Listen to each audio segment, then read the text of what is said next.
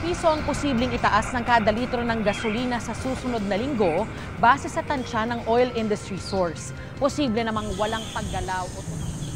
Ay nako, taas na ng mga bilihin. Hindi na siya nawa sa tao.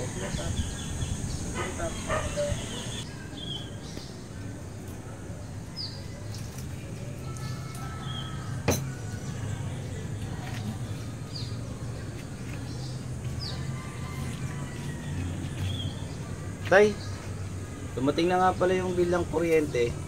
Ilagay ko dyan sa ibabaw ng orokan. O anak, nakita ko kanina. Babayaran na ba natin yan? Anak, wag muna. At dati ko ang binayaran sa tindahan na utang.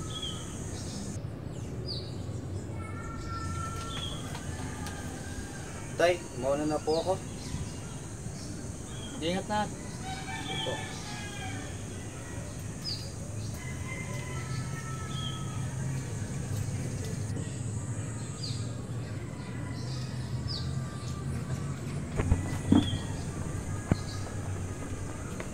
Ska!